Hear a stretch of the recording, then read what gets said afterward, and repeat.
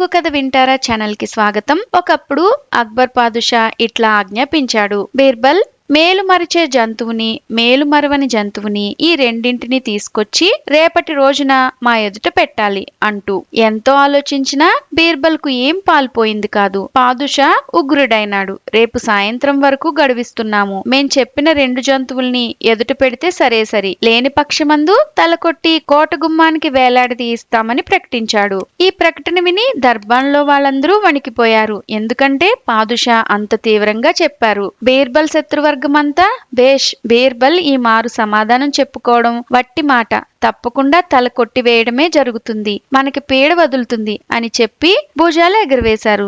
ఏం జరగబోతుందో భగవంతుడా అనుకుంటూ సభలో అందరూ కలవరపడుతున్నారు. ఈ స్థితిలో దర్బారు చాలించారు. ఎవళ్ళిళ్లకు వాళ్ళు వెళ్లిపోయారు. బీర్బల్ ఇల్లు చేరుకున్నాడన్న మాటే కాని నిజానికి మతి లేదు. మొహం వేలాడదీశాడు. తండ్రి విచారంగా ఉండడం కనిపెట్టింది బీర్బల్ కూతురు. బీర్బల్ కూతురంటే సామాన్యురాలు కాదు. బుద్ధి బలంలో తండ్రిని మించిన తనయ. ఇహ దాపరికమెందుకు? తన మనసులో పట్టుకున్న బెంగకు కారణం వెల్లడించాడు బీర్బల్. నాన్నారు, ఈ పాటిదానికేనా ఇంత బెంగ?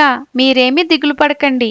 రేపు పొద్దుటికల్లా జవాబు చెప్పే పూచి నాది. హాయిగా ఉండండి మీరు అని బీర్బల్ కి కూతురు ధైర్యం చెప్పింది. కూతురు చాతుర్యం బీర్బల్ కి తెలుసు.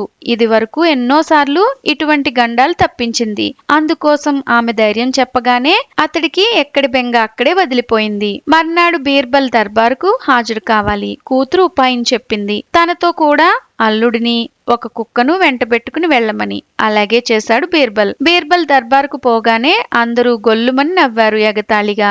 ఆ కుక్క వేషము చూచి బీర్బల్ కి మతి చెల్లించిందేమో అనుకున్నారు వాళ్ళు. అతి వినయంగా వంగి బీర్బల్ సలాం చేశాడు పాదుషాకు. ఇదిగో దేవరా, తాము కోరిన రెండు జంతువులు అని విన్నవించాడు బీర్బల్. ప్రభువుల్నే పరిహాసం చేస్తున్నావటోయ్ బీర్బల్ అని గద్దించాడు పాదుషా.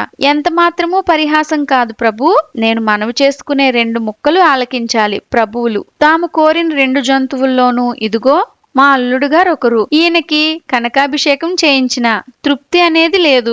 ఎప్పటి మేలు అప్పుడే పరగడుపు. ఇక కృతజ్ఞత అనే సుగుణం ఈ సునకంలో మూర్తిభవించి ఉన్నది. పిడుగులు పడుతున్నా సరే, ప్రాణం పోతున్నా సరే లెక్క చేయక యజమాని అండనే ఉంటుంది అని జవాబు చెప్పాడు బీర్బల్. మేలు మరిచే జంతువులు మన ఆస్థానంలో ఉండడం నాకిష్టం లేదు. కనుక మీ అల్లుడి గారిని తల తీయించేస్తాము అని బీర్బల్ తో అన్నాడు పాదుషా. తడుముకోకుండా తక్షణమే చెప్పాడు బీర్బల్. మహాప్రభు, చాలా బాగున్నది ఏలినవారి ఆజ్ఞ. అయితే మనము ఒక ఇంటి అల్లుళ్ళమేనన్న సంగతి మరిచారేమో ప్రభువులు. తమ ఆజ్ఞ మన ఉభయులకి వర్తిస్తుంది. ఈ జవాబుకి పాదుషా సిగ్గుపడి బీర్బల్ కి కోకల్లులుగా బహుమానాలిచ్చి సత్కరించాడు. ఇలాంటి మరెన్నో కథలు వినాలనుకుంటే తెలుగు కథ వింటారా ఛానల్ ని సబ్స్క్రైబ్ చేసుకోండి. మరొక మంచి కథతో మళ్ళీ కలుద్దాం.